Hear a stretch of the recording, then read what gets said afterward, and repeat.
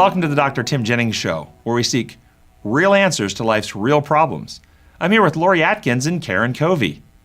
Hi, welcome to the show. We're glad you joined us today. Our topic today is marijuana and its use. 28 states, as of the airing of this show, and the District of Columbia have legalized medical marijuana, and 8 states have legalized recreational use. So, Dr. Jennings, does this mean that marijuana is not harmful and maybe even healthy? Yeah, that's a great question. And see, and we need to ask that question because a lot of young people, when they say, well, they're legalizing it, you know. Must be okay. Yeah. Think about cigarettes. Cigarettes are legal. Does that mean they're healthy? No. No. Just because something's legal doesn't make it healthy. And one of the things I like to talk about is the difference between man's laws and God's law. Mm-hmm. You know, man can pass laws to make cigarettes or marijuana legal. They can never pass laws to make them healthy. And the data actually shows that, in fact, marijuana is not healthy. Right. It is unhealthy, in fact, and it's a toxin. Mm-hmm. It can cause all types of brain-related problems. Okay. Is it addictive in nature? Yeah, the marijuana that people smoke today is a lot different than the marijuana that people smoked back in the 1990s, 1960s, and 70s. Back then, marijuana had about 3% THC, which is the chemical that gets the buzz and what people are smoking for. Right. And as of 2012, I believe it was, marijuana has 11% THC, so almost a 4-fold increase in THC. The data shows that 1 out of 11 or 9% of adults who smoke marijuana will become addicted, and 1 out of 6 or 17% of adolescents who smoke marijuana will become addicted. So 17%. So it's highly addictive. It's quite addictive, and it's more addictive now than it used to be because of the higher concentrations of THC. Right. Have they talked about, does the data reflect that this is a gateway drug? We hear that phrase used a bunch. Is that been proven or disproven? No, it is, yes. It's very, tobacco is also a gateway, alcohol and marijuana. These are the things kids tend to start with, but then they move on oftentimes to other more, what we might call hard drugs or hard substances, but that's true. Marijuana impairs prefrontal cortex function, increases likelihood of disinhibition, similar to alcohol. It undermines drive and initiative. It's got a whole host of problems functionally in real time during the intoxication, but also over the course of time, it can damage various brain matter, particularly white matter tracts, increase your risk of psychosis, a lot of problems. What about if you're taking this as a teen and you're still developing that part of your brain? Has it shown to have permanent changes in the brain? Yes, so yes, this is another great question. Teens who smoke have morphological, that's structural changes to the hippocampus of the brain. Hippocampus is where new learning takes place. And these changes are not positive changes, so they learn better. These are negative changes, so functionally they have more difficult time learning, retaining, and assimilating new information. And one study showed that teens who smoked had an 8-point drop in IQ that even after abstinence didn't fully recover. Now, 8-point drop of IQ is quite substantial. The average IQ or median IQ is 100. So if you have an IQ of 100, that means you're at the 50th percentile of intelligence for the population. 50% of the people in the population have a higher IQ than you, 50% have a lower IQ than you. That's at 100. If you drop at 8 points from smoking marijuana, you're at 92. That puts you now at the 27th percentile of intelligence. 73% of the people in society are now smarter than you are. So this is quite a profound thing, and a lot of people are smoking marijuana with this myth, and there's a myth in the world because of the legalization arguments and stuff. There's this myth that maybe it's not harmful, but it is harmful. Well, and you mentioned that the actual makeup of marijuana today is much different than it was in the past, so we probably don't even know what the long-term impacts are of increased or teenage use of the now stronger version, what that's going to look like in 20 years or what actual damage it's doing to the That's brain. exactly correct. Yeah, we don't have those long-term outcomes for this much more concentrated form and heavy use. But we can see in multiple brain scans and brain studies that you get neurological deficits in function and structural changes over time from marijuana smoking. That's frightening. What about, we hear too that there's some use of this in a medical setting, so, marijuana with or without the THC for medical Yes. Pain So- management, seizures, things like that. Right. I've So let's heard. talk about marijuana and the various constituent substances in the plant. The plant has over 460 active chemicals, over 100 what are called unique cannabinoids. Now, cannabinoids are those chemicals that actually interact with the brain's cannabinoid receptors. We have receptors in our brain. Now, maybe you've heard of the brain-produced chemicals that hit some of those, like endorphins and Yeah. enkephalins and some of these things. And we have brain-produced cannabinoids that can give a mood elevation and so forth. So we have these cannabinoid receptors. The marijuana plant has over 100 different cannabinoid molecules that can interact with these cannabinoid receptors. Only 2 of those 100 and 360 other chemicals that are non-cannabinoids that are happening. Only 2 of those have actually been studied. THC, which is the molecule that gives you the buzz, gives you the high, and is also toxic. That's the part that damages your brain. And one of the endocannabinoids, which has been studied to lower seizure threshold and have potentially that particular one having some neuroprotective effects. Yes, it does, that one molecule. However, when you hybridize or breed the plant to give you higher concentrations of THC from 3% to 11%, you simultaneously reduce the amounts of the endocannabinoid. So it becomes more toxic, not more neuroprotective. And so this is important because I will have patients come to my office and say, well, you know, I've read the research that, the marijuana plant, the cannabis can actually be neuroprotective and have health benefits. And so I'm smoking for the benefits. Well, if you're going that direction, trying to get this so-called medicinal cannabis, you have to then really go to the direction to get the kind with the least amount of THC, which gives you no sense of euphoria or buzz or anything like that. Additionally, if you look at the places that you can purchase, even in the states where it's legal, medicinal cannabinoids or cannabis, there is no standardization. No standardization. Can't be sure Now, of just what think you're through getting. this through. If you went to a pharmaceutical, you went to get a drug from the pharmacy, and penicillin is not just penicillin. There's 459 other chemicals in with that penicillin. And you don't know what they are. They haven't been tested. Right. But there is some penicillin in there. Are you going to take that penicillin? Okay. Wow. This is what's happening. There's all these other endocannabinoids and products and things that are not cannabinoids that haven't been fully studied and evaluated. And so nobody really knows the long-term effects of these. Is there published data on any safety? I mean, is there like safety data out there? So when we look at the data and the studies, almost all the studies are flawed. Flawed by biases in the researchers, not blinding the people to who's on the active substance and not on the active substance, no standardization in what they're getting, no comparator groups, outcomes measures are not standardized. Are they retrospective, prospective Yeah, studies? so all of these elements, so the really iffy. very few studies, I think 70% of the studies done on cannabis are deemed to have high risk of bias due to their various flaws like this, and only 57% had appropriate participant binding, and only 24% had blinding of the evaluators to know, so they don't know who's actually on the stuff. Most research was done on oral cannabinoids. Oh. Okay, that was like the oils that you might ingest as a food substance, and most of them were those studies were done on the isolated single cannabinoid, divorced from all those other chemicals that you get in the raw product. And so those studies really don't reflect what you're going to get when you get the raw products either from the various shops. And so there are really very few studies out there, and then essentially none. What we find is that all this hype suggesting safety around marijuana is exactly that. It's blowing smoke. Can I say that? Interesting. But it's natural. Yeah. It's All natural. Natural. It's herbal. Come It's on. natural, and so is poison ivy. So poison ivy is natural. So let's have a poison ivy salad. It's natural. Okay. There are many natural. And try burning poison ivy and getting poison ivy in your lungs. Yes. You can actually get a reaction in your lungs. That's right. That's because the toxin is coming through. So it's a natural. Certain mushrooms are natural. There's some of them will kill you if you Yes. eat them.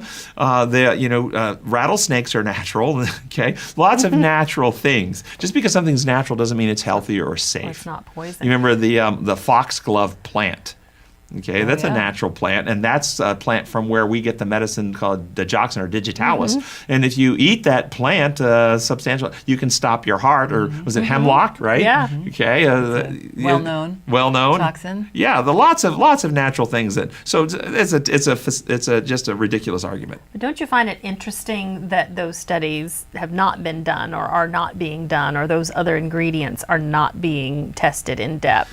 Well, I think there's multiple reasons for that, and so They're afraid of what they might find. Well, let's just try to put the best face on it. In our society, in the culture in which we live, studies have been done on things that have the potential to make industry money.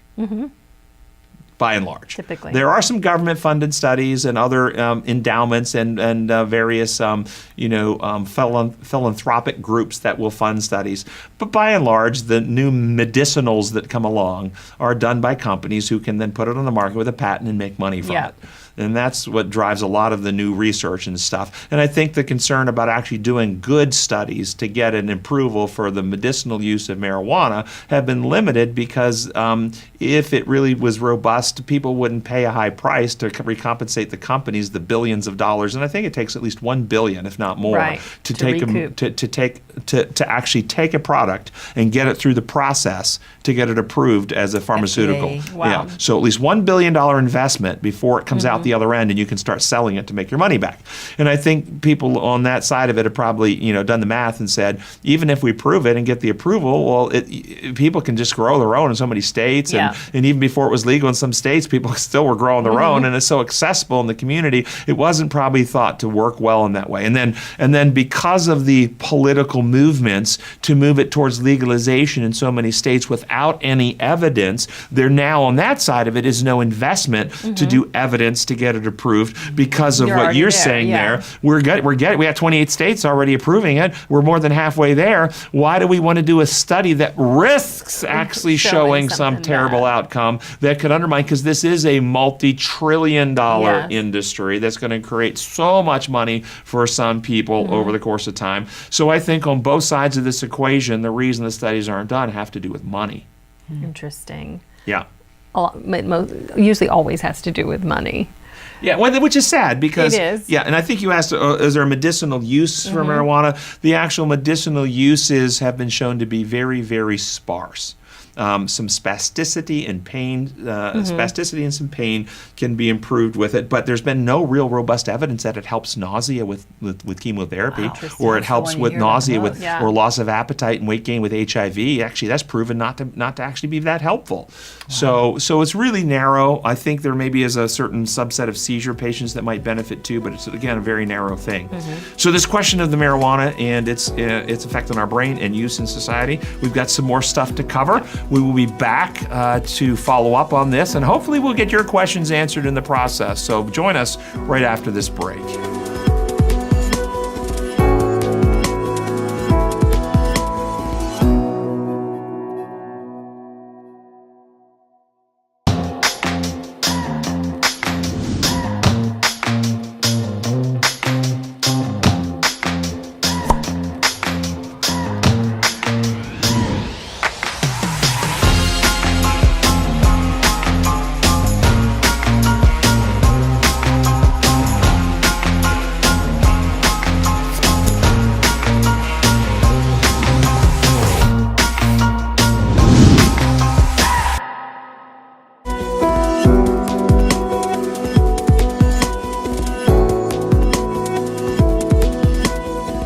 Hi, welcome back to the Dr. Tim Jennings Show. Today we're discussing marijuana use, and I want to get to maybe some hard and fast numbers. Dr. Jennings, do you have some numbers, some statistics on how widespread marijuana use is today in the adolescent population? Yeah, in 2016, 45% of high school seniors had used marijuana, and 23% were using it on a daily or weekly basis.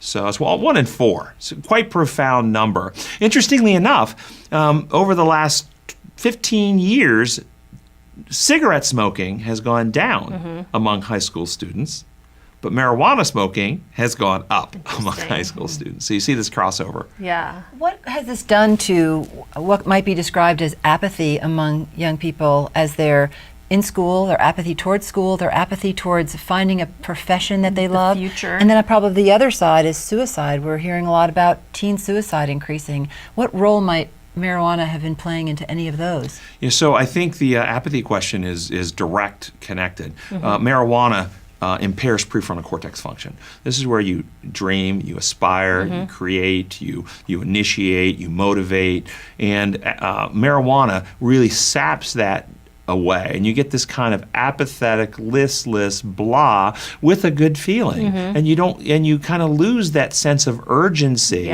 that normally would come upon a person when they are being negligent and not fulfilling responsibilities, not moving their life along on a certain trajectory, not aspiring. There's a certain uneasiness we get to perform, to move on. Marijuana takes that away, and people are much more likely to be listless, apathetic, and not really care, and then maybe end up being a couch potato, living in the parents' basement, playing video games and hanging out with their friends and never really achieving anything. And marijuana, I think, is a factor in that process. What about suicide? I haven't seen any direct data. I'm not saying there's not one. I just haven't seen the literature, if it's out there, with a direct linkage on marijuana and suicide. Well, then getting back to the legislation and somehow allowing for legislators to decide that this is healthy enough to allow it to be freely available. What effect has that had on things like driving under impaired driving or driving under the influence, as we say? We normally think drunk driving, which you can check for using a breathalyzer if you're stopped, but is there any way for police officers to validate whether or not you're driving impaired? You raised two issues. One, legislators, and then the societal impact of smoking marijuana in a society where it's legal. Legislators practicing medicine is bad medicine. Frightening. And it's happening across this country. Legislation too. Yeah, but it's happening across this country. Where it's happening and where I've seen it happening is not just on legalization of marijuana, but laws that are reaching into doctors' practices and monitoring opioid prescribing and setting up all these different rules and different hurdles and different things. And the legislators are, and I understand their motive. There's a problem, okay? There's a problem. And they're trying to fix the problem, but they're not really suited to fix the problem, and they're actually causing more problems, in my view. But legislators in this particular case have made marijuana legal.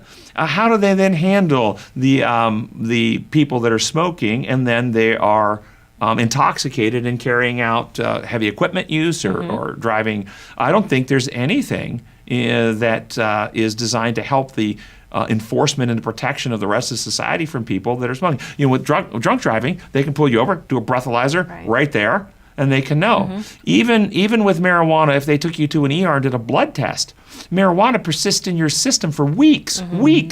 So you really can't tell whether somebody's intoxicated at that moment or to the level of the impairment by simply getting a blood test on the marijuana. So there is no real objective measure. A few years ago, Washington State made marijuana legal recreationally. And I was licensed to practice medicine in that state at the time. And I wrote to the licensing board and asked the board, what is your policy and how will you handle physicians who are licensed to practice medicine in the state of Washington, knowing that there's policy if a physician should be intoxicated with alcohol and walk into an OR intoxicated with alcohol, you have a policy that they will be disciplined, they will be suspended, they will be required, their license will go into some type of review, they'll be required to get into an alcohol treatment program. A lot of things you will do as a licensing board to discipline that physician to not allow that to happen. What is your plan for a person now that marijuana is legal, if they smoke marijuana over the weekend, and then come in to do surgery on Monday, Tuesday, knowing the marijuana persists in their system for weeks at a time? And the answer that I got back was, we don't have a policy. At the time that I got my answer back, and I don't know if they've changed it since then, but the time I got my answer back was, we're going to leave that to the hospital institutions to police. Which is frightening. Expecting that the hospital institutions, in order to be credentialed to do any services, will have a zero tolerance policy. So even though it's legal by the state, the hospitals will, this is the expectation, the hospitals will set up, if we do a random urine drug screen, you come positive for marijuana at any time, then you're going to lose your privileges. But the licensing board isn't going to police that. Wow. I wanted to go back where we were talking about the prefrontal cortex impairment, particularly in adolescents. On this show, we've talked quite a bit about the way the brain works. You wrote a book about the God-shaped brain that talks a lot about neuroscience. So talk to us more that prefrontal cortex impairment, while it's happening while the person is smoking marijuana, it's not just relevant for then. Our brains are neuroplastic, and if we are not using functions in our brain, those neurons are actually paired back and we lose some of that. So if there's prolonged or persistent marijuana use that impairs prefrontal cortex, isn't there the potential for long-term or permanent damage? Yes, I think that's correct. So the way you should, but that doesn't mean they're stuck at that point. Right. Okay. So what you're saying is if you persist in any behavior over time that impacts the brain, can those consequences be seen long-term? The absolute truth is yes. There's no question about it. But what the data actually shows is that people who have had this measurable negative impacts on their brain, and then they entered a period of abstinence, there's repair that begins to happen. And if they go into not only abstinence, but maybe do things that exercise those brain circuits now, they are starting from a deficit that they didn't have before they smoked, but then they can begin developing those networks. But we would expect it to be that no matter where they develop at that point, they will always be beneath the point they would have had they done the same development without ever smoking marijuana. It's kind of like somebody who smokes cigarettes and damages their lungs, and then they quit, and the lungs will begin to repair and heal, but their lungs will never get back to the point they would had they never smoked. Why do you think we were created with cannabinoid receptors? Well, cannabinoids are important for many, many functions. We don't know all the functions of the brain. They have involvement in mood. They have involvement in stress tolerance. They have involvement in neural repair or neural resilience, pain management. There's a lot of things that the endocannabinoid receptors do and those chemicals that our brain makes do that are important for our brain health and function when they're coming from the brain in normal life experiences. So it would be kind of like saying, well, why do we have taste buds? Okay. Well, those taste buds are important for not just pleasure in food, but also telling us maybe it's something bitter and toxin and a lot of reasons why. And so these receptors give us information, or help our brains work in a healthy way. That's why they're there. Do you know if there's any natural way other than smoking a toxic herb to elevate our endogenous or our internal or self-made cannabinoids? Yeah, my understanding is, and I'm not up to speed on every necessarily natural intervention, but physical exercise. That makes sense. Healthy, intimate sexual relations, I believe also can enhance endocannabinoids. And I'm not sure of other necessary behaviors that do off the top of my head. Do you, I guess, as we wind things up, do you have a take-home message about marijuana in general? Do you have a place where you'd like to leave the listener? Yeah, so I think that maybe a minute or two to discuss the whole idea about the impact on society and what we're doing with this legalization, and what impact do we think this might have? Do we think our society is going to be healthier? And there's a difference between, and I actually don't have a real hard, fast passion on one side of the legalization argument or the other. When it comes to health, this is pretty black and white. Right. It's like tobacco. Tobacco is unhealthy. There's no question. Period. Does that mean that we should make it illegal? And well, I think at a certain age, I think if we legalize marijuana, it should be illegal to a certain age. I personally think it should be illegal till you're 25. And the reason for that is because your brain doesn't finish myelinating until you're 25, and that alcohol should be illegal till you're 25 too. For the same reason, you should allow the brain to, and the data shows that if the brain, if you expose the brain to these substances before it's fully developed, it impairs the normal development. And so, if we're going to make it legal, we ought to at least do it with some neuroscience behind it, and say, okay, only adult brains can participate in these substances. And so, I see that these substances are still being used in society even when they're illegal. Prohibition with alcohol was a gross failure because it's so easy for people to make their own alcohol, and you can't really stop people from doing it. Marijuana might be slightly more difficult for people to produce on their own than alcohol is, since fermentation can happen just in your refrigerator. Okay, but it's still so easily available. I see the societal benefit, but the societal rationale, not necessarily benefit, societal rationale, but the bottom line for it is it's a great tax opportunity. Absolutely. For the Yes. governments Revenue opportunity for governments. Let's legalize it because there's billions of dollars of marijuana sales being made all the time illegally. Under the table, So if we yeah. legalize it, then we can then start tapping into that revenue stream and bring that revenue stream into the governments to do things with. And so that's the governmental. Is there a societal benefit for potentially doing that? Yeah. Is there a societal harm for doing that by changing the mindset of people about it so more people then participate in it who never would have participated, and then they have more health-related consequences. So down the road we have more health-related expenses through our government and traffic accidents and other problems related to it. Sure. And so these are the arguments that are going back and forth. I don't think it's a absolute black and white on the societal level. It is black and white on whether it's healthy or not. Yeah. And so I would tell people, if you're a mature person, then you want to understand how the laws of health work, which I call God's design laws, but they're laws of health. And when you understand the laws of health, even when cigarettes are legal, you don't use them. When you understand the laws of health, then when your state makes marijuana legal, you won't use it. Right. Okay? Because you want your brain to be the healthiest it can be. And you want to be the healthiest person you can be. And you don't want your cognition, your problem solving, your ability to reason, your ability to provide for your families, or just to stand as an independent person in this world on your own 2 feet. And marijuana undermines all of those things but I feel better on it. And it's Well, legal. if you have a mood disorder, if you have an anxiety disorder, if you actually have a mental health problem, see a mental health professional and actually Yeah. get some treatment that isn't going to harm your brain, but it's going to help restore you to good function without actually impairing your prefrontal cortex down the road. Yeah. I hope you've enjoyed this show. We've asked a lot of questions, and I hope we've stimulated you to think. Do the research for yourself. Check out the evidence. Push past the mythos on the internet by the industry that's designed to make money off of marijuana, and actually look at the verifiable, reliable studies out there, and you'll discover that marijuana, as it's being produced in this country, is harmful to your brain. We invite you to our website, timjenningsmd.com, and we'll see you on our next show.